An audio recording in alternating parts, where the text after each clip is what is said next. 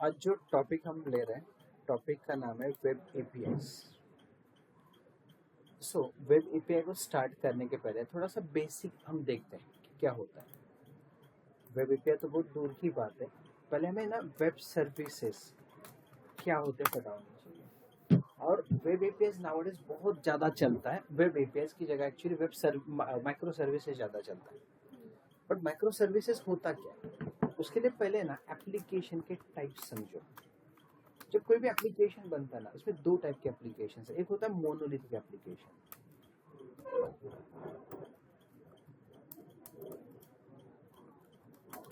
एक होता है आपका मोनोलिथिक एप्लीकेशन, और दूसरा होता है माइक्रो सर्विसेज।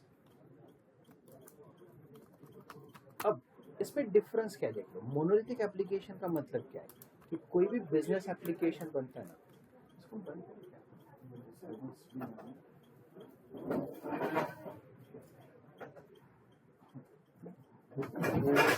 मोनोलिथिक एप्लीकेशन समझने के लिए पहले ना हम बिजनेस एप्लीकेशन को समझ लेते हैं।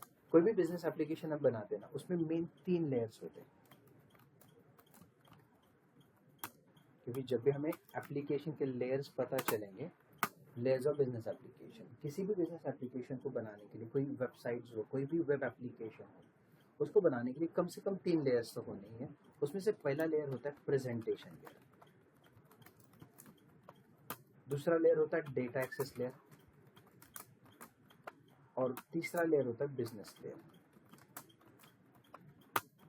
कोई भी एप्लीकेशन बनाओगे तो उसमें ये 3 लेयर्स तो कम से कम होनी है। अब ये 3 लेयर होते क्या एक्चुअली? जब कोई भी एप्लीकेशन आप देखोगे ना, वेब एप्लीकेशन स्पेशली, उसमें मेन एक होता है क्लाइंट और दूसरा होता है ऑब्वियसली सर्वर। करेक्ट है? तो पहला, अगर मान लो आपके पास ये क्लाइंट है and you are having one server. अब सर्वर पे आपका एक्चुअली डेटा कहीं ना कहीं स्टोर होगा। सर्वर पे हो सकता है या बाहर कहीं भी हो सकता है, ये सर्वर के अंदर ही हो सकता है। तो ये एक्चुअल डेटा आपका यहाँ पे होगा।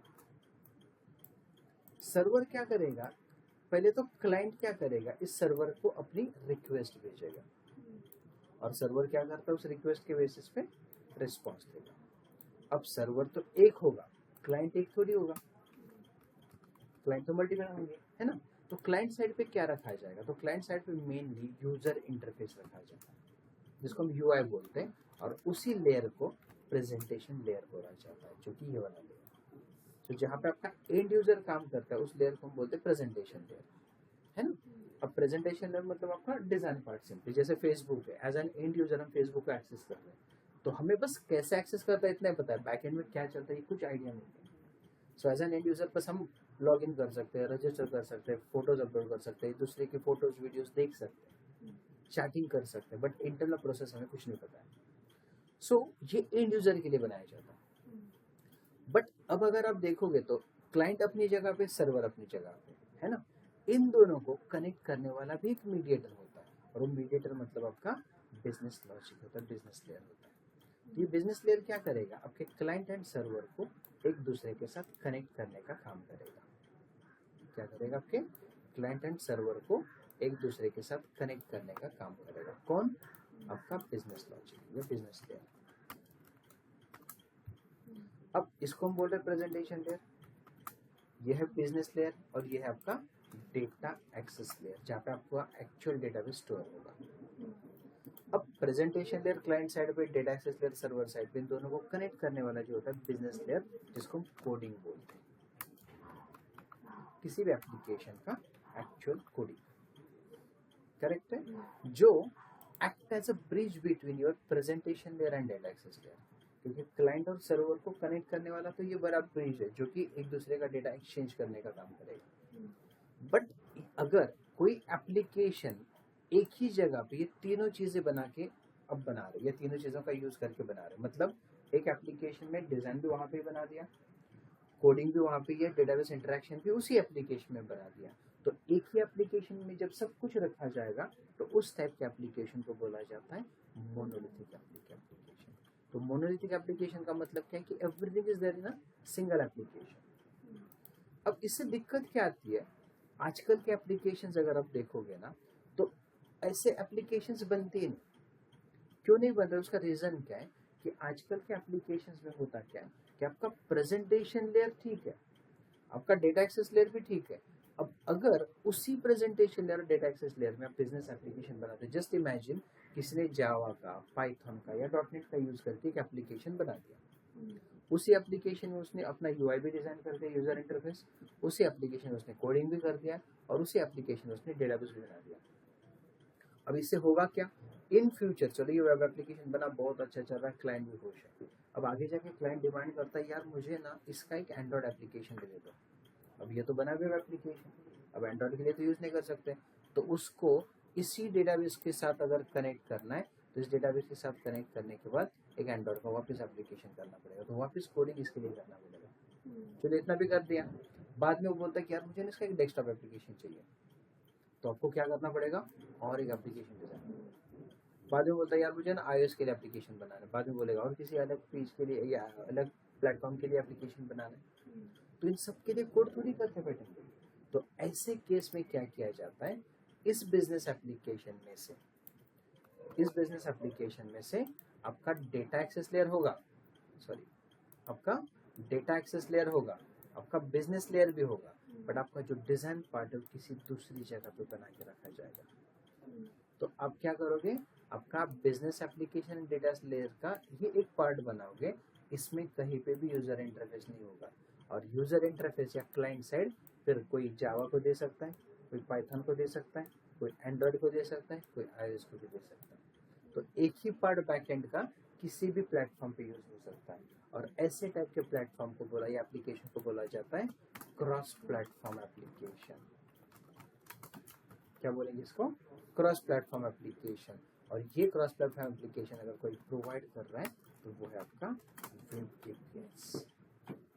Web APS actually web APS बोलो या उसको हम वेब सर्विसेज बोलेंगे, या फिर हम उसको माइक्रो सर्विसेज बोलेंगे। ये डिफरेंस क्या हम आगे देखेंगे, पहले कंसेप्ट को समझो।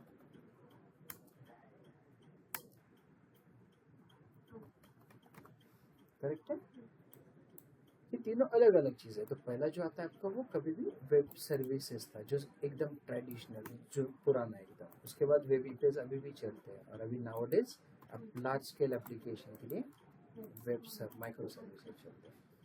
तो अभी पहले वेब सर्विसेज, वेब एपीएस या माइक्रो सर्विसेज का इन जनरल कंसेप्ट समझो। वेब सर्विसेज या वेब एपीएस को बनाने के लिए इनका मेन पर्पज होता है, ये क्यों बनाया जाता है, तो मेन पर्पज है क्रॉस प्लेटफॉर्म कम्युनिकेशन। तो जब हम वेब एपीएस बनाते हैं, वेब सर्विसेज बनाते हैं, उनका मेन पर्पज क्या है, it is used to provide cross platform communication.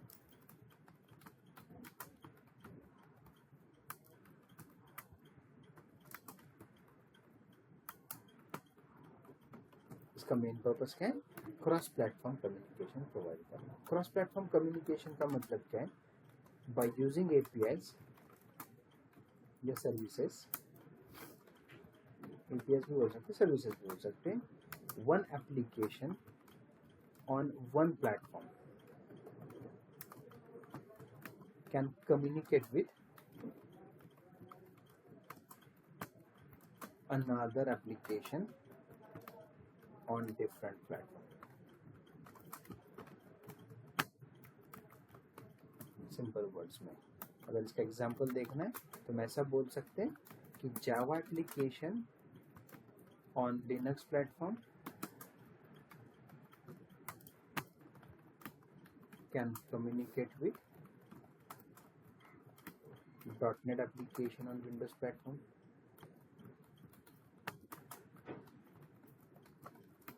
and vice versa. समझे? तो एक एप्लीकेशन किसी एक प्लेटफॉर्म पे चल रहा है and wants to communicate with another platform in another with another application on different platform, so in that case will go for web services या वेब एपीआईज। उसका मेन पर्पस ही वही है कि आपको क्रॉस प्लेटफॉर्म कम्युनिकेशन मिलता है। अब इस वेब एपीआईज के, वेब सर्विसेज के कुछ टाइप्स होते हैं, types of web services. Nowadays web service ऐसे कोई यूज नहीं करता, उसका रीजन आपको पता चलेगा क्यों नहीं करता। तो वेब सर्विसेज के कुछ टाइप्स होते हैं। तो पहला टाइप होता है सोप, एंड दूसरा होता है रेस्टफुल वेब सर्विसेज, जिसको आप रेस्ट एपीआई भी बोलते हैं। उसी को आगे जाके उन्होंने क्या बना दिया, वेब एपीआई बना दिया।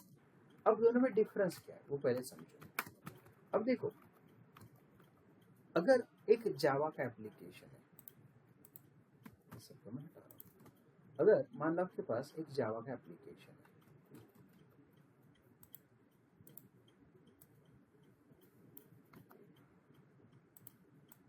ये एक एप्लीकेशन है जावा का। अब ये क्रॉस प्लेटफॉर्म कम्युनिकेशन कैसे प्रोवाइड करेगा वो देखिए। और ये एप्लीकेशन कोई भी पाइथन का हो सकता है, डॉटनेट का हो सकता है, और किसी टेक्नोलॉजी का हो सकता है। अब Java cannot directly communicate with dot net, possible ही नहीं है ना, करेक्ट है। जावा डॉटनेट के साथ कभी भी डायरेक्टली कम्युनिकेट कर नहीं सकता। तो पहले ना मार्केट में एक लैंग्वेज यूज किया जाता था, XML. It stands for extensible markup language. ये लैंग्वेज का बेनिफिट क्या है कि वो किसी भी टेक्नोलॉजी के आउटपुट को किसी भी टेक्नोलॉजी के लिए कन्वर्ट कर सकता है। मतलब वो एक कोई भी टाइप का डेटा किसी भी दूसरे टाइप में कन्वर्ट कर सकता है। अगर आपको लग रहा है ओरेकल का डेटा माइस्क्यूएल को देना है, ओरेकल का डेटा एक्सेल को देना है, आप बस उसको एक्सएमएल में कन्वर्ट करो। एक्सएमएल का आउटपुट जो है वो कोई भी टेक्नोलॉजी एज एन इनपुट ले सकती है, करेक्ट है। तो जावा का एप्लीकेशन, इससे जो रिस्पॉन्स जनरेट होगा वो कन्वर्ट किस में होगा, एक्सएमएल में। फिर डॉटनेट उस एक्सएमएल को लेके वो अपने स्पेसिफिक फॉर्मेट में कन्वर्ट करेगा। तो बेनिफिट क्या होगा, ये एप्लीकेशन एक साथ कम्युनिकेट कर रहा है, करेक्ट है। तो ये जो एक्सएमएल लैंग्वेज यूज किया जाता है ना, वो यूज होता था आपके सोप में, simple object access protocol, correct है। एक्सएमएल लैंग्वेज यूज होता था। बट एक्सएमएल पहले ना, कुछ सालों पहले, अराउंड 8-9 ईयर्स पहले, हर जगह पे हर टेक्नोलॉजी, जावा हो, डॉटनेट हो, पाइथन हो, या और कोई भी टेक्नोलॉजी, कोई भी डेटाबेस, एक्सएमएल को ज़्यादा प्रेफर करता था। क्यों? क्योंकि एक्सएमएल एक ऐसा लैंग्वेज था या है जो किसी भी एक लैंग्वेज को एज एन इनपुट लेगा और किसी भी एक लैंग्वेज में कन्वर्ट करेगा, करेक्ट है। तो अगर मुझे जावा को डॉटनेट में यूज करना है तो मैं जावा के आउटपुट को पहले एक्सएमएल में कन्वर्ट करूंगा, डॉटनेट वालों को दूंगा, फिर वो एक्सएमएल फाइल को अपने फॉर्मेट में कन्वर्ट करेगा। बट इसमें दिक्कत क्या आती है, एक्सएमएल डॉक्यूमेंट मतलब टैग फॉर्मेटेड डॉक्यूमेंट होता है, मतलब ऐसे टैग्स लिखे जाते हैं उसमें, ऐसे टैग्स, ऐसा क्लोजिंग टैग जैसे एचटीएमएल में लिखते हैं। इसके अंदर अगर उसके सब एलिमेंट्स लिखने तो ये ऐसा टैग होगा इसका, ऐसा। तो ये डॉक्यूमेंट पार्सिंग में ना टाइम ज़्यादा जाता है, तो परफॉर्मेंस उतना खास नहीं मिलता था। इसलिए आजकल एक्सएमएल तो चलो यूज कर भी सकते हैं, बट आपके पास और भी बहुत सारे ऑप्शंस आ गए इस एक्सएमएल के साथ, और उसमें सबसे इम्पोर्टेंट ऑप्शन आ गया Jason. Jason stands for JavaScript object notation.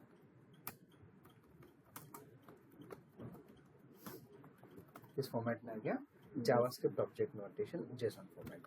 इतना ही नहीं, ये फिर आपको टेक्स्ट फॉर्मेटेड भी दे सकता है, ऐसे अलग अलग फॉर्मेट आउटपुट देता है। तो जो आजकल वेब एपीआई यूज होने का मेन बेनिफिट क्या है कि सबसे ज़्यादा यूज होने वाला फॉर्मेट ये है। और आज कोई भी टेक्नोलॉजी हो, Java, Python, dot net, Angular, React, Android, iOS, कोई भी, हर लैंग्वेज, हर प्लेटफॉर्म ये समझता है, समझे। तो कोई भी रिस्पॉन्स आपको जेसन में मिलेगा। अब जेसन एक्सएमएल होता कैसे, देखो। जस्ट इमेजिन आपके पास एक टेबल है, या तो समझा। जस्ट इमेजिन आपके पास एक टेबल है और उस टेबल में कोई डेटा है जो आपको बैकएंड से मिल रहा है। मान लो टेबल में आपके पास रोल नंबर है, फॉन्ट थोड़ा छोटा करता हूँ, रोल नंबर है आपके पास, मान लो नेम है, एंड मान लो आपके पास क्वालिफिकेशन है। अब स्टूडेंट 1, उसका नेम कुछ Ajay B, roll number 2, name कुछ मेरे को दानिश, क्वालिफिकेशन दिया मैंने कुछ भी है। चलो फिलहाल तो मैं 2 ही रिकॉर्ड रखूँ। अब इस रिकॉर्ड में क्या होगा, I will be having records like this. ये मेरा रिकॉर्ड है and this is of table formatted data. अब इस डेटा को XML क्या करेगा, अपनी फॉर्मेट में कन्वर्ट करेगा। कैसे बनेगा वो XML डॉक्यूमेंट, देखिए। तो उसके लिए पहले एक बड़ा टैग बनेगा स्टूडेंट्स, या कुछ भी नाम हो सकता है, क्लोज ऑब्वियसली उसी टैग से होगा। और इसके अंदर आपको अलग अलग स्टूडेंट लिखने, तो आप क्या करोगे, एक स्टूडेंट को यहाँ पे करोगे।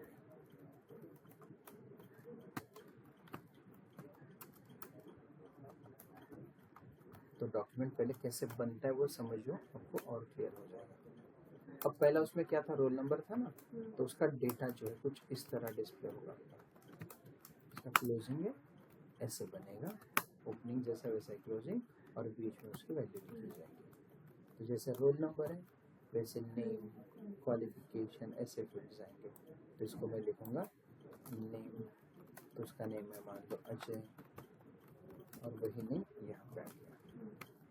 फिर क्या है उसका क्वालिफिकेशन,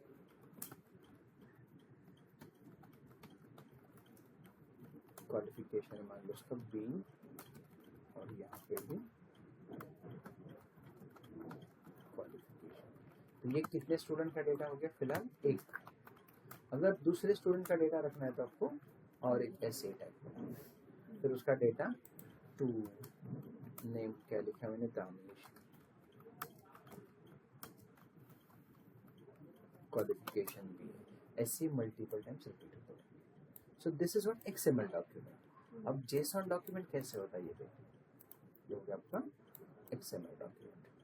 अब सेम डेटा JSON फॉर्मेट में कैसे प्रेजेंट किया जाता है, तो यहाँ पे ना प्रोग्रामिंग लैंग्वेज का एक स्क्वायर ब्रैकेट बनता है जिसको हम एरे बोलेंगे। इसमें डबल कोट्स में आप डायरेक्टली वैल्यू दोगे roll number colon name colon और क्वालिफिकेशन कोलन।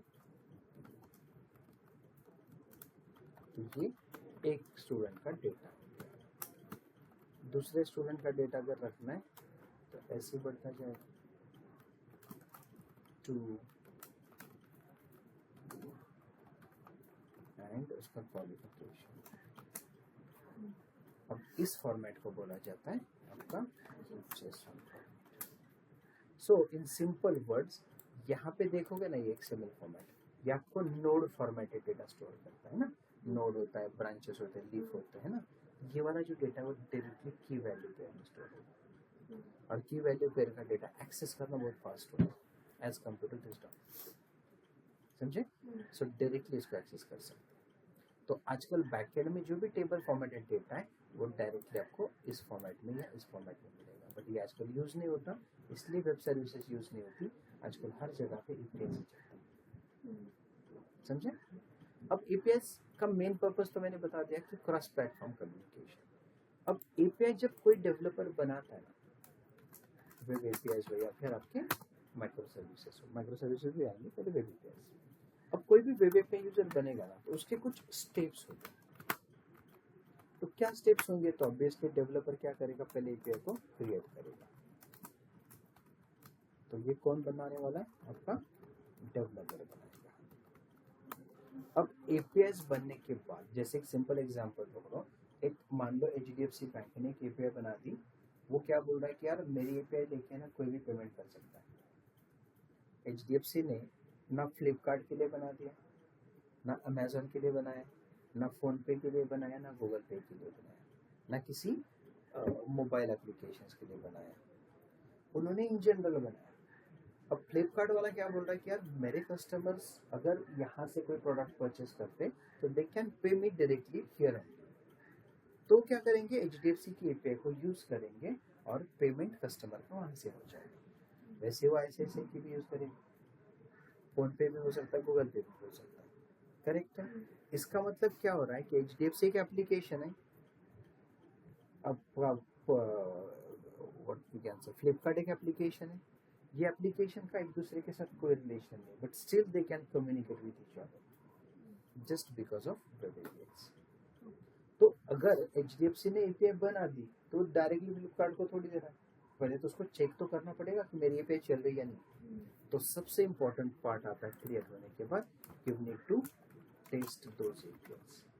और टेस्ट कौन करेगा? ऑब्वियसली आपका एपीआई टेस्टर, करेक्ट है। और फिर थर्ड स्टेज पे एपीआई वर्क करे प्रॉपरली, फिर कोई भी उसको कंज्यूम कर सकता है। ये कंज्यूम करने वाला कौन सा हो सकता है? अनदर एप्लीकेशन, करेक्ट है। दूसरा कोई भी एप्लीकेशन डेवलपर हो सकता है, क्योंकि अगर उसी एप्लीकेशन में यूज करनी तो फिर एपीआई बनाने का मतलब ही नहीं होता, फिर मोनोलिथिक एप्लीकेशन बनेगा। एपीआई बनाई जाती है इसलिए ताकि उसका दूसरा कोई भी एक्सेस करके अपने अकॉर्डिंग उसको यूज कर पाए, करेक्ट है, अपने रिक्वायरमेंट के हिसाब से। तो हमारा काम कहाँ स्टार्ट होता है? एपीआई को टेस्ट कर, करेक्ट है। सो टू टेस्ट दोज एपीआई हमारे पास कुछ टूल्स होते हैं। तो एक टूल है हमारे पास, ऑब्वियसली जो मोस्ट फ्रीक्वेंटली यूज करते हैं पोस्टमैन। हमारे पास एक डॉक्यूमेंट भी है स्वैगर करके, जो कि एपीआई डॉक्यूमेंट होता है, जो स्पेसिफिक एपीआईज के लिए बनाया जाता है। अगर लेट्स एग्जांपल मैंने डिसाइड किया कि मेरी इतनी एपीआईज और मैं चाहता हूँ कि मेरी एपीआईज मेरी प्लेटफॉर्म पे टेस्ट हो, तो मैं उसका एक स्वैगर डॉक्यूमेंट बना सकता हूँ। और अगर इसको ऑटोमेट करना है तो आप इसको सेलेनियम या किसी के थ्रू भी टेस्ट कर सकते हैं, ऑटोमेशन टूल्स के थ्रू भी टेस्ट कर सकते हैं using rest assure.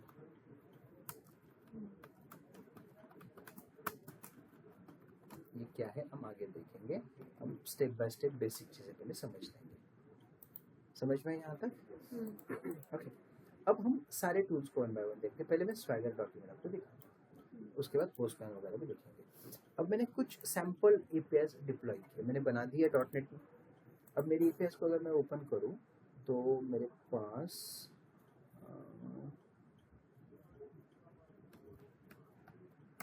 W APIs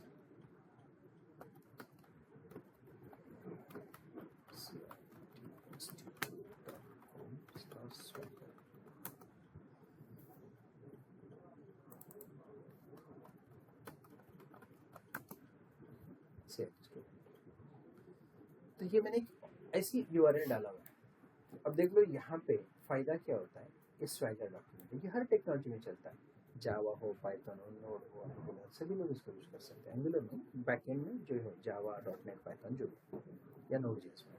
swagger document का मतलब क्या होता है कि अगर एज ए डेवलपर सपोज मैंने एक 50-60 एपीआईज बना दी, पोस्टमैन में दिक्कत क्या आ सकती है, तो 50-60 एपीआईज कहीं पे लिस्ट आउट होनी चाहिए, तभी तो मैं उसको टेस्ट करूँ। बट वो लिस्ट आउट करने के लिए स्वैगर ने डायरेक्टली डॉक्यूमेंट ही बना के दिया। तो आपके एप्लीकेशन में आपने 50-60 एपीआईज बना दिए, तो वो एपीआई सारे एक ही प्लेटफॉर्म पे आएंगे, प्लस वो ऐसे डिफरेंशिएट भी होंगे, प्लस वो एपीआईज को यहाँ पे बताया भी जाएगा कि एपीआई कौन से मेथड यूज करते हैं। तो आपके एपीआईज में जो मेथड यूज करते हैं उसको भी बताया, तो एपीआई के मेथड्स कौन से हो सकते हैं, जिसको बोलेंगे कॉमन एपीआई मेथड्स। अब कोई भी टेबल है, मान लो चलो ये टेबल है, इस टेबल पे ज्यादा से ज्यादा हम क्या ऑपरेशन कर सकते हैं, डेटा ऐड कर सकते हैं टेबल में, है ना। हम डेटा को डिस्प्ले कर सकते हैं, तो ज्यादा से ज्यादा हम क्या कर सकते हैं, ऐड कर सकते हैं। हम डेटा को डिस्प्ले कर सकते हैं, हम डेटा को मॉडिफाई कर सकते हैं, हम डेटा को मोस्टली डिलीट कर सकते हैं। तो एपीआई के कॉमन मेथड में अगर आपको डेटा ऐड करना है तो उसके लिए मेथड यूज की जाती है पोस्ट, पोस्ट, जिसको पोस्ट एपीआई बोला जाता है। उसके डेटा को अगर आपको डिस्प्ले करना है तो उसके लिए जो मेथड यूज होती है गेट होती है, तो इसको गेट एपीआई बोला जाता है। डेटा को अगर अपडेट करना है तो उसके लिए पुट एपीआई यूज की जाती है, और उसको डिलीट करना है तो डिलीट यूज किया जाता है, करेक्ट है। इसके साथ एडिशनली और भी मेथड्स हैं जो मैंने नीचे यहाँ पे बनाई है, but will come to this methods later. पहले हम ये वाली एपीआई को मेथड समझते हैं। तो कौन से मेथड्स है, get, post, put and delete, mainly 4। Get का काम क्या होता है, डेटा को, गेट वाली एपीआई उसका काम क्या होता है, फेच द डेटा या डिस्प्ले द डेटा। पोस्ट का काम क्या होता है, it is used to insert या फिर ऐड द डेटा। हमारे पास और एपीआईज होते हैं, पुट जिसका काम क्या होता है, update the data. And obviously delete API का काम क्या होता है, रिकॉर्ड्स को डिलीट करना, करेक्ट है। तो ये इनके मेथड्स है, एपीआई मेथड्स। तो अब आप देखो यहाँ पे थोड़ा रिकॉल करो, जस्ट इमेजिन आपने फ्लिपकार्ट से कुछ परचेस किया, परचेस करने के बाद वहाँ पे ऑप्शन आता है पे नाउ या जो भी है पेमेंट, पे नाउ करेंगे तो मान लो आपने सेलेक्ट किया एचडीएफसी बैंक का नेट बैंकिंग, तो फिर वो क्या करता है एक पेज पे चला जाएगा और उस पेज पे जाने के बाद वो आपको बोलेगा कि आप आपके यहाँ पे डिटेल्स एंटर करो एचडीएफसी के क्रेडेंशियल्स। जैसे क्रेडेंशियल एंटर करते हैं फिर आपको वो अमाउंट दिखता है, इतना अमाउंट आपको पे करना है, आपने अमाउंट एंटर नहीं किया होता वो आपको दिखता है। जैसे आप डिटेल्स एंटर करके सबमिट करोगे ओटीपी डालोगे तो वो अमाउंट आपके अकाउंट से डिडक्ट होता है और डिडक्ट होकर वापस वो फ्लिपकार्ट की साइट पे आपको लेके आता है। तो फ्लिपकार्ट का एक एप्लीकेशन है, एचडीएफसी का एक एप्लीकेशन, एक दूसरे के साथ कम्युनिकेट हो रहा है, मतलब क्रॉस प्लेटफॉर्म है। अब वहाँ पे आपको कुछ दिखता नहीं है, आपको क्या हो रहा है बस आपके अमाउंट डिडक्ट हो रहा है, वो वहाँ पे कहीं ना कहीं डेटा इंसर्ट हो रहा है उनके डेटाबेस में और बैलेंस अपडेट हो रहा है। तो वहाँ पे कहीं ना कहीं बैकग्राउंड में फिर आइदर पोस्ट या पुट एपीआई चल रही है। Why put API? क्योंकि उनका बैलेंस कम हो रहा है, नया रिकॉर्ड ऐड नहीं हो रहा है, बैलेंस कम हो रहा है, बट हो सकता है उनके ट्रांजैक्शन में एक एंट्री भी जा रही है। तो नया रिकॉर्ड ऐड करना है तो पोस्ट एपीआई है और एग्जिस्टिंग रिकॉर्ड को मॉडिफाई करना है तो समझे। वहाँ पे कहीं पे भी गेट एपीआई रन नहीं हो रही है, आपके कस्टमर का डेटा कभी भी नहीं दिखता है, दिखता है वहाँ पे नहीं दिखता है ना, तो आप डायरेक्टली उसको एक्सेस सॉरी इनपुट्स दे सकते हो, दैट्स इट। बट एपीआई में अगर आपको डेटा देखना है तो आपके पास कौन सा एपीआई होता है? गेट, करेक्ट है। तो अब देख लो मैंने यहाँ पे एपीआई बना दी गेट, इसको मैं एक्सपांड करूँ तो गेट करने के बाद यहाँ पे मुझे बता रहा है कि इसको कोई भी पैरामीटर की जरूरत नहीं है। अगर मैं स्वैगर डॉक्यूमेंट यूज नहीं करता तो मुझे टेस्टर के लिए स्पेशली एक एपीआई डॉक्यूमेंट बनाना पड़ता, and not only for testers, वही एक एपीआई डॉक्यूमेंट हर क्लाइंट के लिए भी बनाना पड़ता है। बट अगर मैं उसको स्वैगर डॉक्यूमेंट देता तो उसका फायदा क्या होता है, उसको यहाँ पे पता चलता है कि आपको क्या इनपुट्स देने और एक्सपेक्टेड आउटपुट क्या है। तो इससे पता क्या चला मुझे, पैरामीटर्स को कोई पैरामीटर नहीं देना है, इसका एक्सपेक्टेड रिजल्ट मतलब रिस्पॉन्स क्या आएगा, 200 सक्सेस स्टेटस कोड आता है और उसका आउटपुट जो इस फॉर्मेट में आएगा। और ये फॉर्मेट ठीक से देख लो कौन सा फॉर्मेट है, यही तो है ना, JSON फॉर्मेट। ओके। सो देखो मैं इसको एग्जीक्यूट करके देखूंगा, so I simply click on try it out, that's it. Execute करूं तो जैसे मैं इसको एग्जीक्यूट करता हूँ तो ये देख लो मेरी एपीआई यहाँ पे रन हो गई। उसने देख लो मेरा कल यहाँ पे मिल गया गेट, है ना, ये मेरा एपीआई है।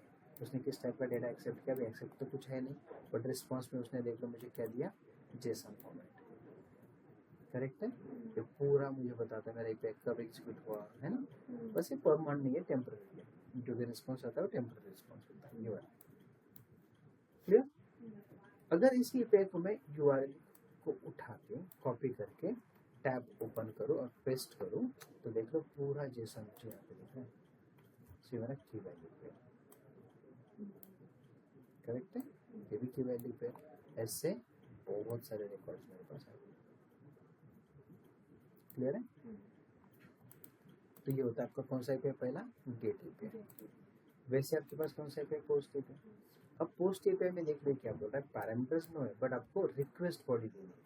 रिक्वेस्ट बॉडी मतलब आपको इनपुट इस फॉर्मेट में भेजना है स्टूडेंट, करेक्ट है। अब रिस्पॉन्स में आपको क्या मिलेगा, वैसा ही रिस्पॉन्स आएगा, मतलब वही स्टूडेंट रिटर्न होगा ऐड होने के बाद, ये बता रहे आपको। अब ट्राई करके देखेंगे तो आई simply click on try it out. जैसे मैं ट्राई इट आउट पे क्लिक करूँ यहाँ पे देख लो स्टूडेंट आईडी, बट इसके बैकएंड में स्टूडेंट आईडी देने की जरूरत नहीं, वो ऑटो इंक्रीमेंट होता है। स्टूडेंट नेम देना है, अब स्टूडेंट नेम में मैं चलो ऐसे देता हूँ सौरभ, उसके इंग्लिश के मार्क्स देने, चलो मैं मार्क्स दे दूँ कुछ 75 65 एंड कुछ 64। अब मैंने इनपुट दे दिया, आई simply click on execute button, तो देख लो रिस्पॉन्स क्या मिला मुझे, ये देख लो आउटपुट में अगर आप देखोगे तो स्टेटस कोड क्या आ गया 200, और मुझे यहाँ पे उसका रिस्पॉन्स भी मिला, और रिस्पॉन्स में देख लो उसने स्टेटस स्टूडेंट आईडी भी रिटर्न कर दिया 330, करेक्ट है। तो ऐसा रिकॉर्ड आया मुझे। इनके साइड करते टाइम कुछ दिक्कत आ गया मुझे, जैसे कि यहाँ पे मैंने ना बहुत बड़ा नंबर एंटर किया,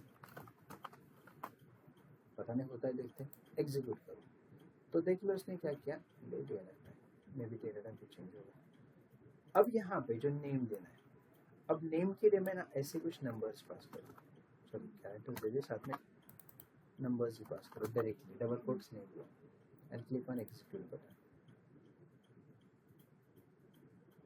ये अपने आप ही कंसिडर कर रहा है, कुछ वैलिडेशन नहीं। हाँ वैलिडेशन है इसमें, वो अपने आप ही कंसिडर कर रहा है, बट इसमें दिक्कत आ सकती है। देखो साइंस के मार्क्स मैंने ऐसे दे दिए, ये देखो स्टेटस कोड क्या आ गया 400। अभी क्या बोल रहा है, कुछ फील्ड इज रिक्वायर्ड, और यहाँ पे देख लो पार्सिंग में गड़बड़ है, पार्सिंग मतलब टाइप कन्वर्जन, समझे? तो ऐसा ऐड नहीं। तो आपका एज अ टेस्टर यहाँ पे देख लो, आपको रिस्पॉन्स भी जनरेट होके आ रहा है। बस एज अ टेस्टर आपका काम क्या है कि जो भी यूआरएल आपको दिए पे यूआरएल उसको लेना है, एक्सपेक्टेड रिजल्ट एक्चुअल रिजल्ट के साथ कंपेयर करना है। करेक्ट है? समझ में यहाँ तक? तो ये हमने स्वैगर डॉक्यूमेंट देख लिया। अब इसी स्वैगर डॉक्यूमेंट में मैं और एपीआई आपको बता रहा हूँ। अब देख लो, ये जो एपीआई मुझे यहाँ पे रिस्पॉन्स आ रहा है, तो ये कौन सी API? Get API. Only get API URL में रन हो सकती है, पोस्ट पुट डिलीट कभी भी यूआरएल में रन नहीं होती।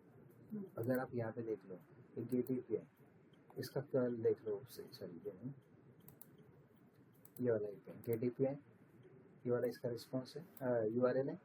अगर आप पोस्ट एपीआई का देखो, यूआरएल वही है, सेम दिख रहा है, वही same URL.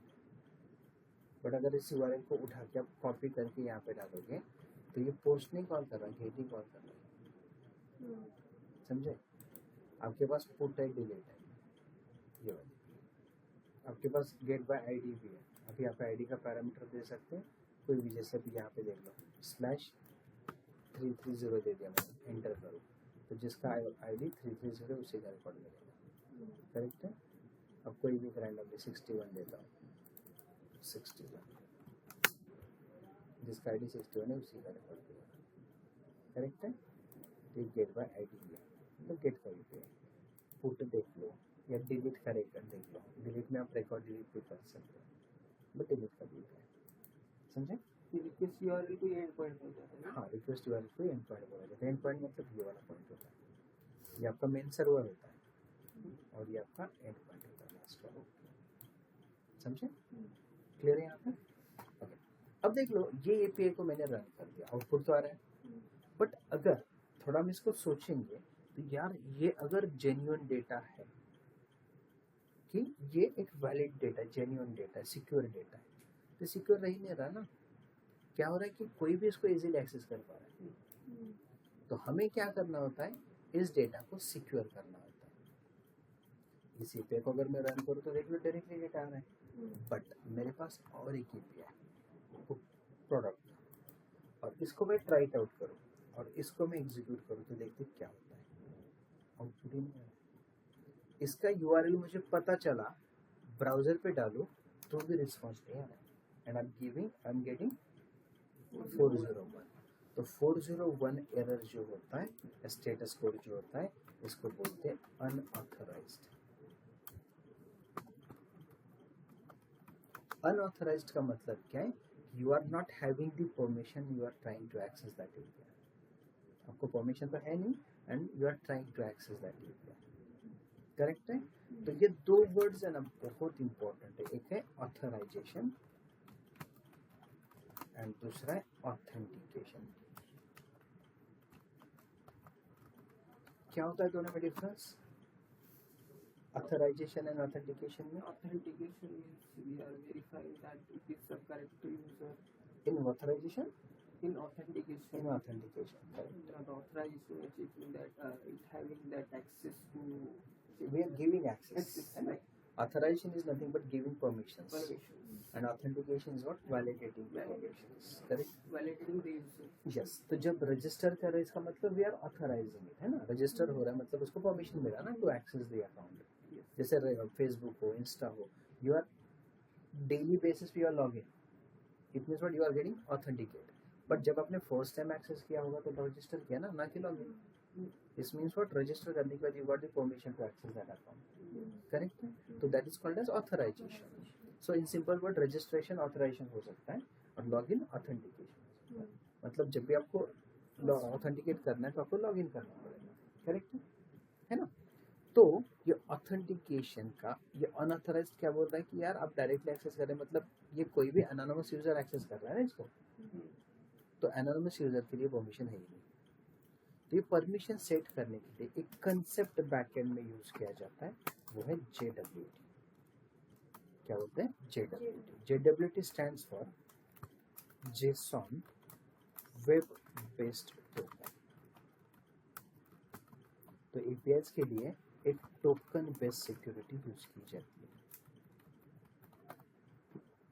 Token based security का मतलब क्या होता है इन जनरल, अगर आपको समझना है, पहले तो टोकन कंसेप्ट को समझ लो कि टोकन मतलब होता क्या है।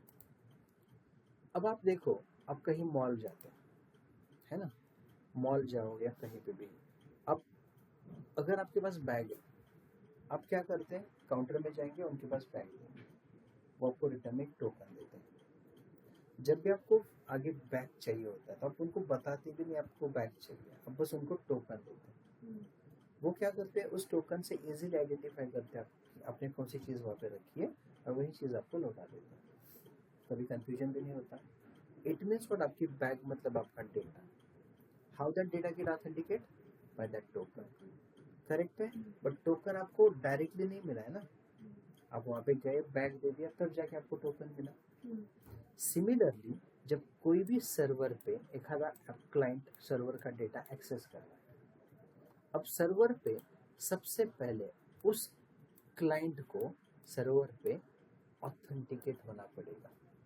पहले तो मान लो रजिस्टर किया उसने, उसको ऑथेंटिकेट होना पड़ेगा, मतलब ही has to give login ID and password.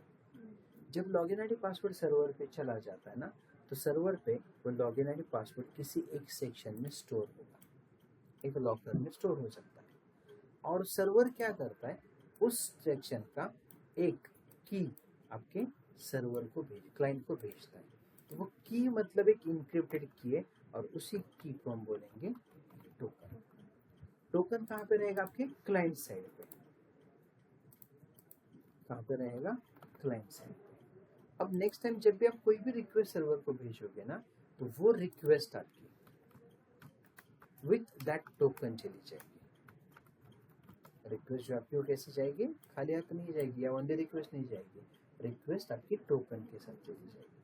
Token मतलब एक इनक्रिप्टेड की होगी, और वही इनक्रिप्टेड की जब सर्वर के पास चली जाएगी तो सर्वर उसको डिक्रिप्ट करेगा। डिक्रिप्ट करने के बाद सर्वर को पता चलेगा कि ये रिक्वेस्ट किस क्लाइंट से आ रहा है, और उसी क्लाइंट को रिस्पॉन्स दिया जाता है। जस्ट इमेजिन ना, फेसबुक का सर्वर तो एक ही है, एक्सेस करने वाले करोड़ों यूजर्स हैं। At a time crore user जब एक्सेस करे तो सर्वर को कैसे पता चल रहा है कि किसके रिक्वेस्ट को रिस्पॉन्स देना है? आपने लॉगिन करने के बाद आप कहीं पे भी वापस आपका यूजर आईडी पासवर्ड नहीं भेज रहे, तो भी आप आपकी पोस्ट, कोई भी पोस्ट डालते हो, किसी के साथ किसी को कमेंट करते हैं, किसी के साथ चैटिंग करें, तो आप ही के अकाउंट से हो जा रहा है। तो सर्वर को कैसे पता चल रहा है कि आप ही के अकाउंट है? तो क्या हो रहा है, जब आप लॉगिन करते हैं तो सर्वर क्या करता है, एक टोकन जनरेट करता है आपके लिए, और वही टोकन किसको मिलता है? आपके क्लाइंट को।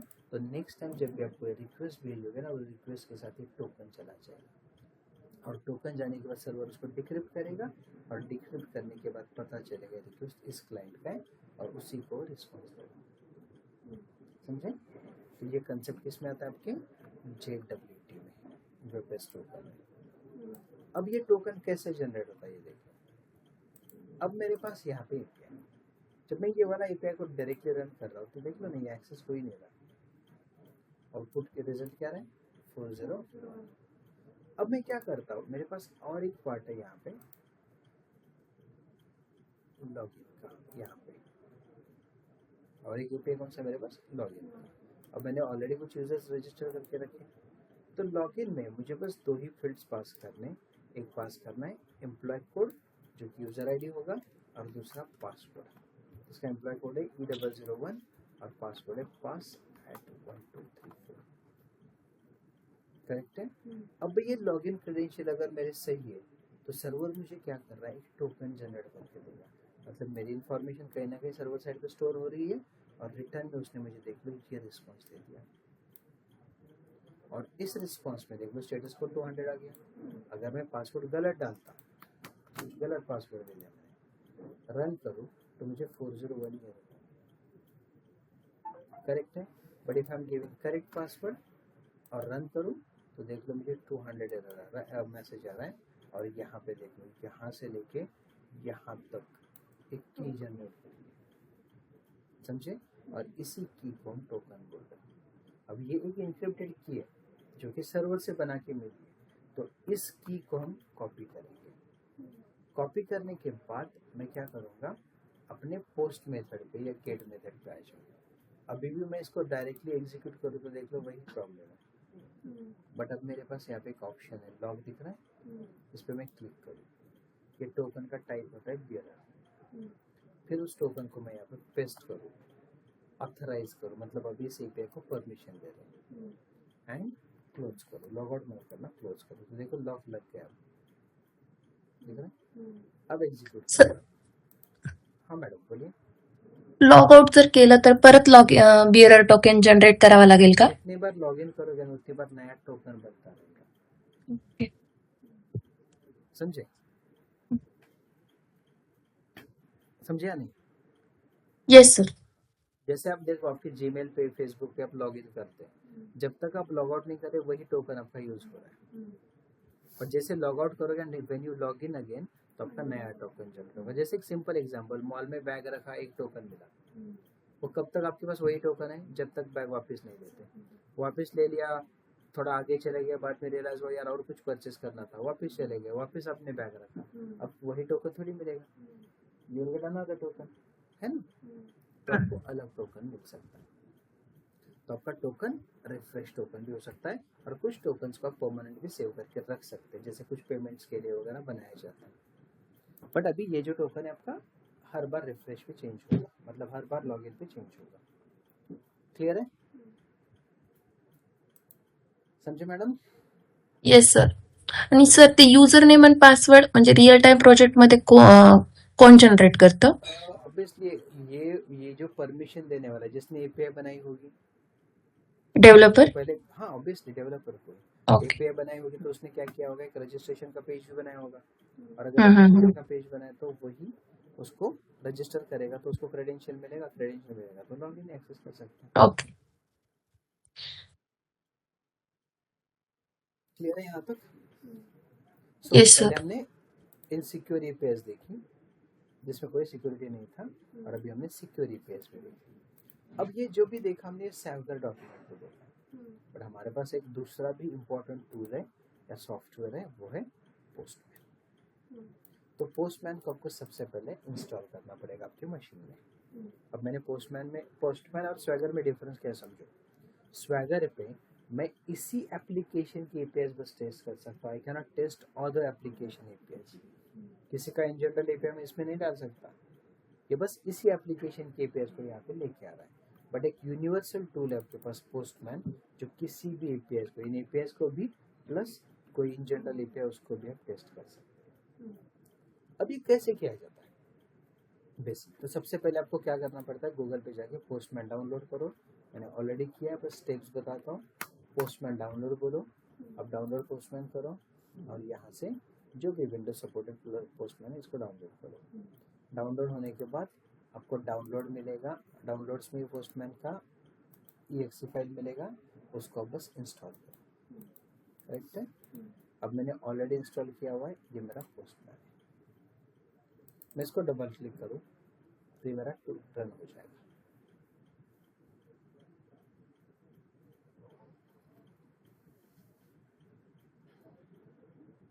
ठीक है।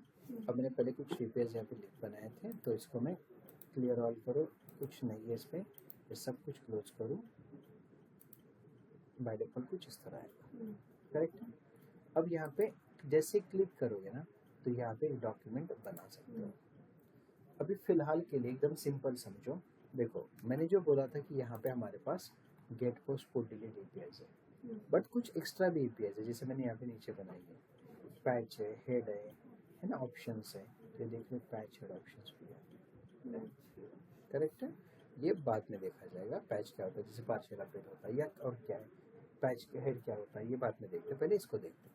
Gate API. अब एपीआई में यहाँ पे देख लो पैरामीटर्स भेज सकते हैं, अगर कुछ इनपुट पैरामीटर है, अगर टोकन है तो ऑथराइजेशन आएगा, देख लो ऑथराइजेशन में भी टोकन का टाइप दिख रहा है ना, बियरर टाइप। हेडर्स भी सेट कर सकते हैं, कुछ एक्स्ट्रा मेटा डेटा, बॉडी में आप इनपुट पैरामीटर्स भी दे सकते हो, ऐसे बहुत सारी चीज़ें। और हम आगे जाके स्क्रिप्ट्स पे रन करने वाले, तो स्क्रिप्ट्स भी हम यहाँ पे दे सकते हैं, वो क्या है बाद में देखते हैं। क्लियर है यहाँ तक? अब हम क्या करेंगे, एक सिंपल सा एपीआई रन करेंगे। चलो क्यों ना मैं यहाँ से यूआरएल उठा दूँ और उसको मैं यहाँ पे रख दूँ। करेक्ट है, ये गेट एपीआई। जैसे मैं सेट करूँ, सेंड करने के बाद मुझे यहाँ पे रिस्पॉन्स मिल रहा है, प्लस मुझे यहाँ पे स्टेटस कोड मिल रहा है। टाइम कितने टाइम में एग्जीक्यूट हो गया, साइज कितना है डेटा। एज ए टेस्टर आपको बस यही रिकॉर्ड करना होता है कि भाई ये यूआरएल दिया था, ये इस टाइप में रिस्पॉन्स आ गया, ये स्टेटस कोड दिया आया था और ये उसका साइज से डेटा। करेक्ट? सो ये आपको चेक भी करना है और कहीं पे नोट डाउन करना है, रिकॉर्ड करना है। ठीक है। अब दूसरा आईपी था गेट बाय आईडी का, तो स्लैश मैंने दिया था 330 सेंड, तो देखो करेक्ट। अब मैं एपीआई कौन सा रन कर रहा हूँ, गेट का, जो कि ये रिस्पॉन्स आ गया, इसका ये डेटा है। अब मैं चाहता हूँ कि एपीआई पोस्ट का कॉल करूँ, तो मैंने सिलेक्ट क्या किया, पोस्ट। जैसे पोस्ट सेलेक्ट करूँ, पोस्ट का मतलब मैं ऐड करूँ, तो उसको कोई इनपुट दिया नहीं मैंने, जब एग्जीक्यूट करूँ तो मुझे एरर देगा। क्या बोल रहा है कि इनपुट ही नहीं है ना इसको, तो इनपुट कैसे पास करोगे, देखो you will click on body tab. अब उसको इनपुट जो है ना, किसको, स्टूडेंट एपीआई को, आपको यहाँ पे दिया गया है कि भाई स्टूडेंट एपीआई का इनपुट जो है ना वो इस फॉर्मेट में दे दो। तो उसको देने के लिए यहाँ पे रॉ और यहाँ से जेसन फॉर्मेट सेलेक्ट करो। क्यों, क्योंकि जेसन ही फॉर्मेट है ना की वैल्यू में। तो क्या करना है, बॉडी में रॉ और जेसन। अब यहाँ पे आने के बाद आप कर्ली ब्रैकेट्स दे दो। अब आपको क्या क्या कीज देनी है, पहला की आपका स्टूडेंट नेम, और क्या स्टूडेंट नेम देना है, चलो मैं सतीश बोल दूँ। फिर नेक्स्ट फील्ड क्या है आपका, इंग्लिश, आपको बताया जाता है कि ये आपके इनपुट पैरामीटर्स। फिर मैथ्स है, मैथ्स के लिए मैं दे दूँ कुछ 89 एंड दे दूँ साइंस, साइंस के लिए दे दूँ 70। करेक्ट है। इसमें गलती से एक आधा कॉमा वगैरह ऐसा गया ना तो भी वो एरर देना स्टार्ट करता है। तो यहाँ पे अब जैसे एग्जीक्यूट करोगे, सेंड करोगे, देखो क्या होता है, यहाँ पे देख लो स्टेटस को 200 और उसने स्टूडेंट को रिटर्न कर दिया। अब उसको टेस्ट करते हैं, वापस गेट सिलेक्ट करेंगे, एग्जीक्यूट सेंड करेंगे, देख लो लास्ट वाला रिकॉर्ड देख लो क्या होता है, हो गया। उसी को बाय आईडी चेक करना है, तो स्लैश 333 ना, वो भी चेक कर सकते हैं, समझे। और जितनी एपीआईज रन करो सभी यहाँ पे रिकॉर्ड हो रही है, आज क्या किया, करेक्ट है। अब ये हो गया नॉर्मल एपीआई जो कि सिक्योर नहीं था। अब टोकन वाला एपीआई होगा तो कैसे करेंगे, तो मैं और एक नया टैब ओपन करके रखता हूँ। तो टोकन की एपीआई जो प्रोडक्ट की ये वाली, अगर आप इसको यहाँ पे पुट करोगे और यहाँ पे सेंड करोगे तो यहाँ पे देख लो क्या बता रहा है, अनऑथराइज्ड, मतलब यू डोंट हैव परमिशंस। अब परमिशन कैसे देंगे, तो आप पहले क्या करोगे, एक चलो नया टैब और ओपन करता हूँ, मेथड कौन सा देंगे, पोस्ट। अब उसका एपीआई कौन सा है देख लो, लॉगिन का क्या है, एंड पॉइंट, ये इसके एंड पॉइंट है, ये सारे एंड पॉइंट, तो ये एंड पॉइंट क्या है, API/login, तो ये देख लो API/login। मेथड कौन सा है, पोस्ट, तो मैं यहाँ पे पोस्ट सिलेक्ट करूँ। अब इसको रिस्पॉन्स में रिक्वेस्ट में क्या चाहिए, रोटेट चाहिए ना, तो कैसे पास करो देख लो, again I go to body raw और यहाँ से जेसन, अगेन कर्ली ब्रैकेट, पहला फील्ड E002 1 2 3 4 5 तक मैंने दी आईडी, और इसका पासवर्ड जो है, पासवर्ड में सभी को कॉमन ही पासवर्ड है, पास एट 1 2 3 4, समझे यहाँ पर। अब मैं सेंड कर रहा हूँ, जैसे सेंड करो देख लो इसने भी टोकन बना के दिया मुझे। पहला वाला टोकन देख लो जो यहाँ पे आपने बनाया था, इसके ये कहीं ना कहीं चेंज होगा, देख लो ये क्या है, R88G2Y, ये देखो चेंज हुआ है ना, करेक्ट है। So at a time, if I send this in both the like on Stagger and the Postman with the same user ID, if we get the same token, दो आपके पास अलग IDs है ना, तो आपको दो टोकन्स मिलेंगे। but I यहाँ use से the same username and password. You are using same user name password but you are logging 2 times ना, Yes. तो 2 बार लॉगिन हो रहा है ना, तो 2 बार लॉगिन हो तो 2 टोकन, जितनी बार लॉगिन होगा उतने बार नया टोकन, करेक्ट। ऐसा समझे यहाँ पर। अब यहाँ पे देख लो ना, मैं वापस सेंड करूँ, ये देख लो, वापस सेंड करूँ, करेक्ट है। अब इस हाँ टोकन को कॉपी करेंगे। रेशमा मैडम क्लियर है जो थोड़ी देर पहले डाउट था आपका? Yes sir. अब देख लो मुझे टोकन मिला, अब मैं गेट पे जाऊँ यहाँ पे and if I executed again I will get the same error, क्यों? क्योंकि मैंने टोकन पास नहीं किया। इसको टोकन कैसे पास करोगे? जस्ट गो टू ऑथराइजेशन यहाँ से आप सेलेक्ट करो बेरर टोकन। और ये पहला कब का टोकन था हटा दो, अपना पास करो। ओके टोकन में गलती से एक आधा कैरेक्टर भी मिस हुआ या ज्यादा आ गया ना तो भी ये रन नहीं होगा, क्योंकि ये एक इनक्रिप्टेड की है ना, तो उसको इनक्रिप्ट करने में दिक्कत आ सकती है, समझे? एक आधा कैरेक्टर भी आपने बढ़ा दिया, दिक्कत आएगी, समझे? करोगे यहाँ तक आप लोग? Yes sir. करो यहाँ तक, है ना? चलो वीडियो बंद कर दो मैडम, आपको भेजना चाहिए।